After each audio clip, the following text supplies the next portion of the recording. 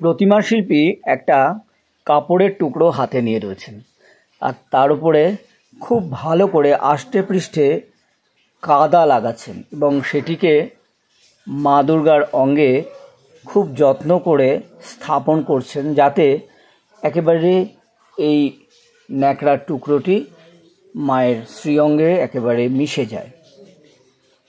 এই কাপড়ের টুকরোটি কোথা থেকে এই প্রতিমা শিল্পী পেলেন? এটি কিন্তু মানুষের ব্যবহার করা একটি কাপড়ের টুকরো। তাতে কি হয়, কাপড়টি বহু ব্যবহারে মলিন হয়ে যায়, মোলায়েম হয়ে যায় এবং সেটিকে খুব সুন্দরভাবে মায়ের শ্রীঅঙ্গে স্থাপন করা যায় যাতে কোনো খসখসে ভাব না থাকে। এটা থেকে একটা জিনিস পরিষ্কার যে মা কিন্তু আমাদের ব্যবহার করা জিনিস নিজের দেহে অঙ্গে ধারণ করছেন, অর্থাৎ মা আমাদেরকে তার অঙ্গে ধারণ করছেন, আমাদেরকে মিশিয়ে নিচ্ছেন তার সঙ্গে। এই যে ন্যাকড়াটা লাগানো, এটাকে বলা হয় মৃৎশিল্পীদের ভাষায় ন্যাকড়া মারা। ন্যাকড়া লাগানো, পটি দেওয়া, কাপড় মারা, এইসব কেন করা হয় এটি সেটা এবার আপনাদেরকে বলি। যে বিভিন্ন জয়েন্ট, যে জায়গাগুলো ভেঙে যেতে পারে, সেখানে কিন্তু এইভাবে ন্যাকড়ার পটি লাগানো হয়। দেখুন এখানে একটা জয়েন্ট আছে, একটা পা এসে একটা সন্ধিস্থলে মিশছে, সেখানে কিন্তু এই পটিটাকে লাগানো হচ্ছে।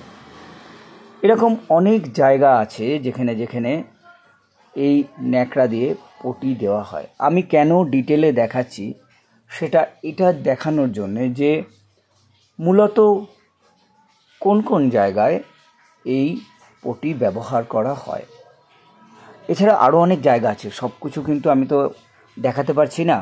আমি যেটুকু সেই যে সময় ছিলাম সেটাই আপনাদের সামনে তুলে ধরছি।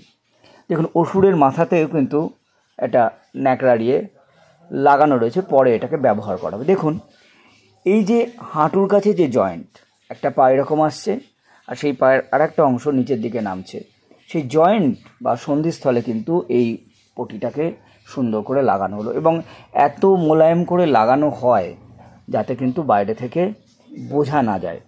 এরপরে তো রং হবে। তো এটা কিন্তু একটা ফাইনাল স্টেজ।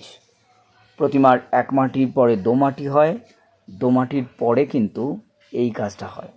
এতে কিন্তু যত ফাটা ফুটো আছে সেগুলো তো সারা হয়ই, তার সঙ্গে কিন্তু ন্যাকড়া মারার কাজটাও করে নেওয়া হয়। প্রতিমা এতে অনেক বেশি শক্তপোক্ত হয়।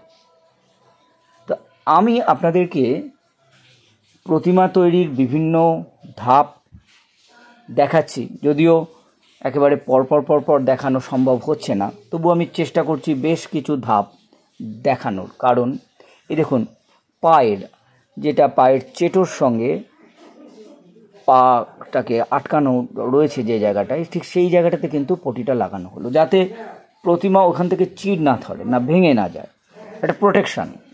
আমাদেরও শরীরেও যেরকম বিভিন্ন যে সমস্ত জয়েন্ট যেগুলোর মুভমেন্ট রয়েছে তার অনেক রকমের প্রোটেকশান থাকে, সেরকম মা দুর্গার যে প্রতিমা তৈরি হয়, শুধু মা দুর্গার প্রতিমা কেন, যে কোনো প্রতিমাতেই কিন্তু এই কাজটি করা হয়।